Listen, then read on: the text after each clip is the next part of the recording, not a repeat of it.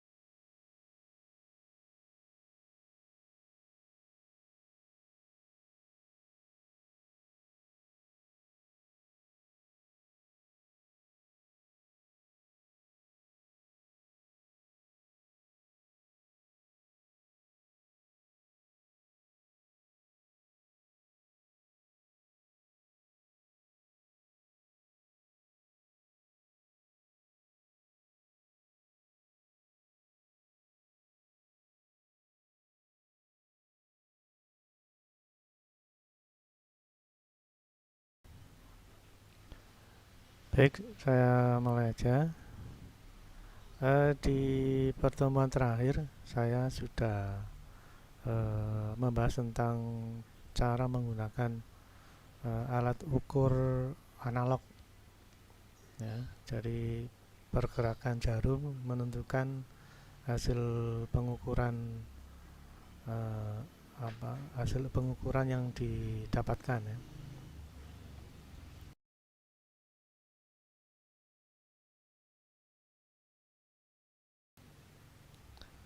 Nah, untuk soal ujian akhir semester ini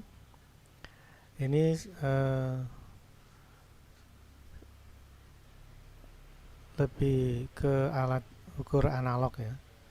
Jadi Anda tentukan hasil ukur yang diperoleh apabila batas ukurnya ada di pilihan ini, ya.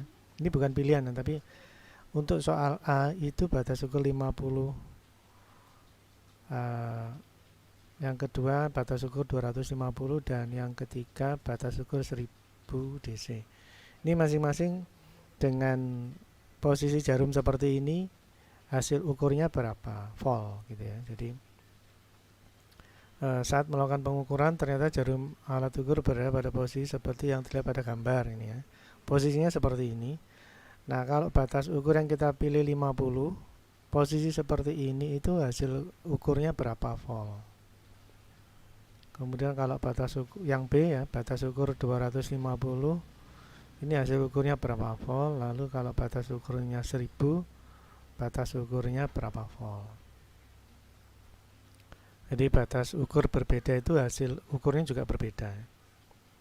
Nah, itu Anda tentukan berapa volt hasil pengukurannya. Nah, kalau penjelasan kemarin saya bisa sedikit merefresh ya, jadi sampai ke ini ya. Coba ini saya perbesar. Ini sampai ke hitung-hitungan di stripnya ini kan 2 lebih 1 strip, ini nanti berapa volt.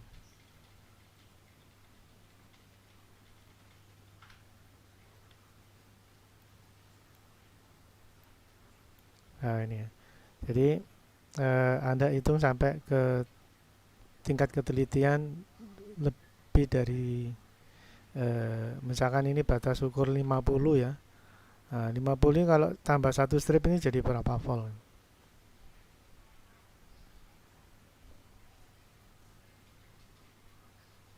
Coba saya kembalikan tampilannya.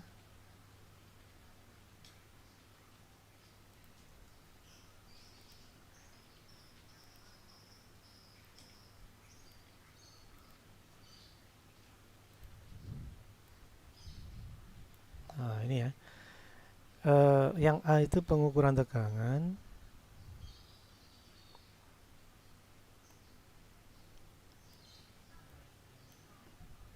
Kemudian yang B pengukuran tegangan juga, tapi bedanya adalah yang A itu DC volt, yang B itu AC volt. Nah, tentunya batas ukurnya juga berbeda, ada yang 10 volt AC, 50 volt AC, dan 250 volt AC. Soal pengukurannya temanya berbeda ya. Temanya berbeda, yaitu yang diukur adalah AC dengan posisi jarum seperti ini.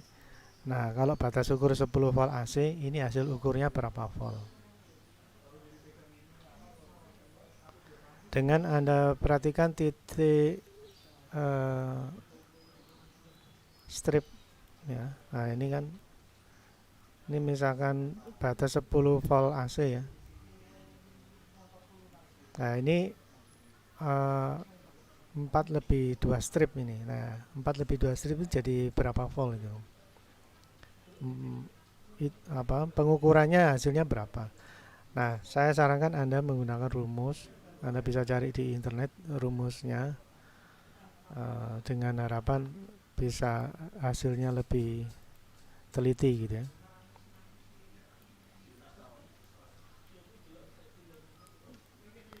Kemudian yang ketiga itu arus ya, DC ampere. Ya, saat melakukan pengukuran ternyata jarum alat ukur pada posisi seperti yang terlihat pada gambar 3 ini. Posisinya seperti yang ada di gambar. Ini untuk mengukur arus ya, sehingga batas ukurnya juga beda, yaitu 0,25 mA, lalu 0,25 mA yang A ya. Yang B 2,5 mA, yang C 25 mA. Ini mili ya.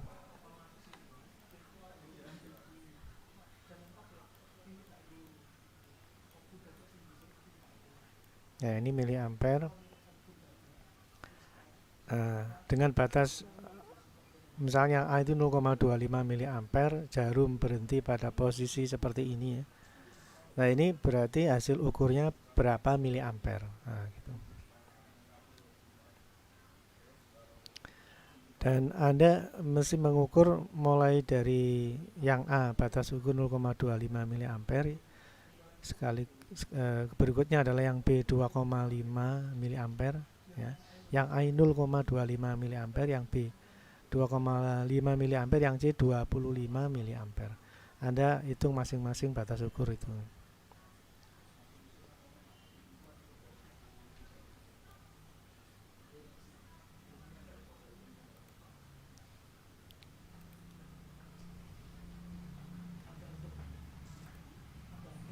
Nah, kemudian yang D, soal yang D itu adalah osiloskop.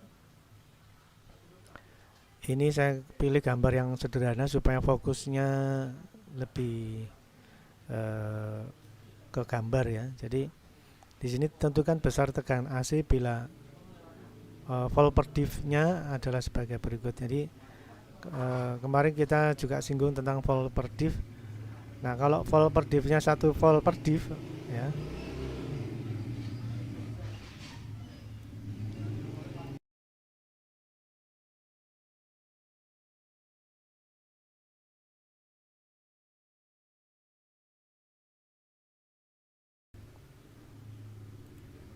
Ya, saya ulang lagi. Ini yang D itu tentang osiloskop mengukur tegangan volt AC ya. Ini volt AC.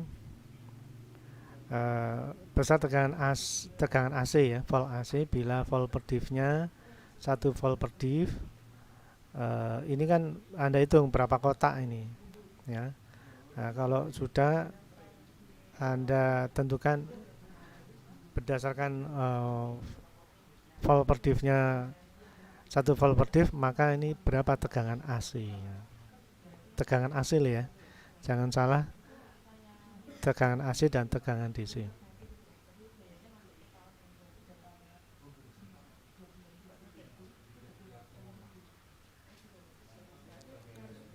Kemudian yang B ini kalau volt per diff-nya 2 volt per diff, maka berapa volt AC. Yang berikutnya yang C 5 volt per diff, berarti berapa volt AC. Lalu 10 volt per diff, berapa volt AC. Kalau Anda bisa mengerjakan yang A, pasti akan bisa mengerjakan yang B, C, dan D.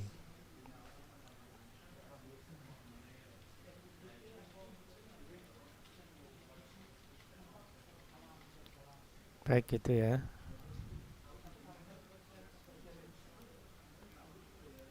Kemudian yang E ini ya, osiloskop menentukan frekuensi. Nah, ini kalau yang E ini melihat gambar di osiloskop dan Anda tentukan berapa frekuensinya. Seperti yang kita pelajari sebelumnya, frekuensi itu ditentukan oleh periode. Nah, ini sudah saya kasih tanda ya. Jadi satu gelombang ini tanda awal, ini tanda akhir, ini sekian time per diff ya. Nah, kalau time per diff-nya 1 milisecond, ini mili ya, 1 milisecond, 1 mili detik, maka frekuensinya berapa? Jadi Anda tentukan frekuensinya berdasarkan periodenya. Untuk A 1 milisecond frekuensinya berapa, yang B 2 milisecond frekuensinya berapa, yang C 5 milisecond frekuensinya berapa, yang D 10 milisecond frekuensinya berapa.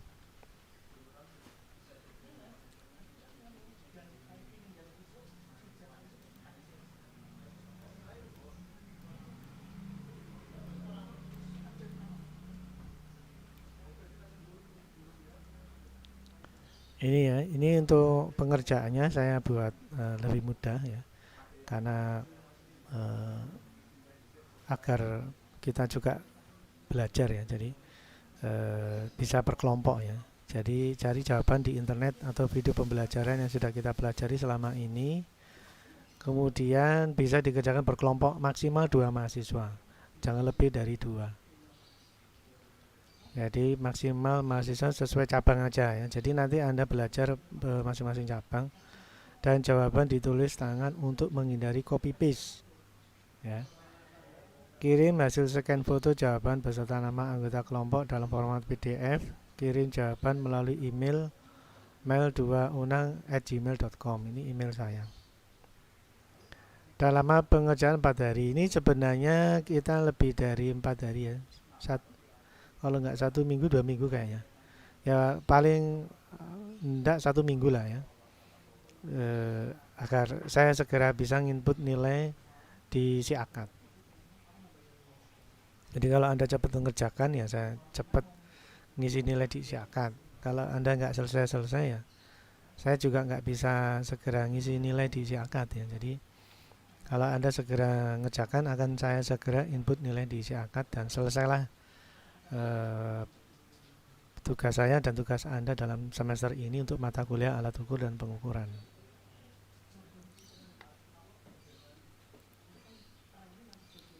Baik, mungkin uh, di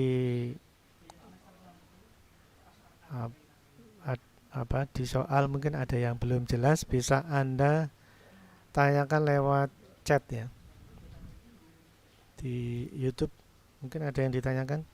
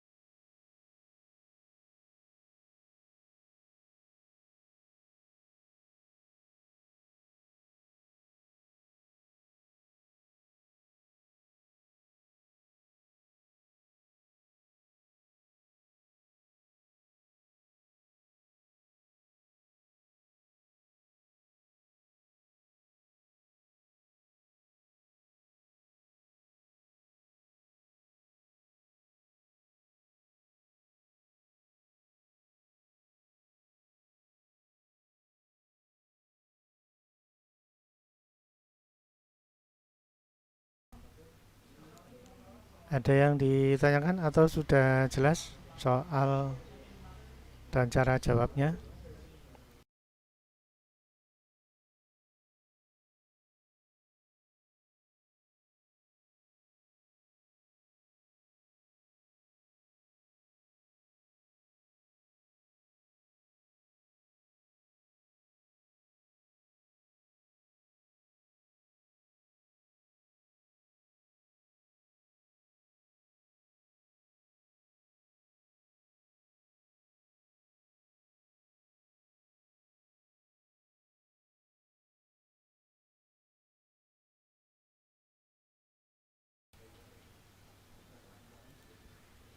Baik, ini ada jawaban respon dari Mas Arya Putra dan coba ini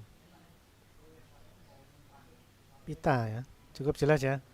Baik, saya percaya Anda bisa mengerjakan semua. Saya tunggu jawabannya. Eh, segera dikirim ke email saya, nanti segera saya koreksi, lalu segera saya isi nilai di si akad ya. Baik, saya kira itu. Selamat mengerjakan. Saya yakin Anda bisa mengerjakan. Jaga kesehatan ya. Semoga apa yang saya sampaikan selama satu semester ini bermanfaat ya. Baik, sekian dulu, selamat pagi, sekian dan terima kasih.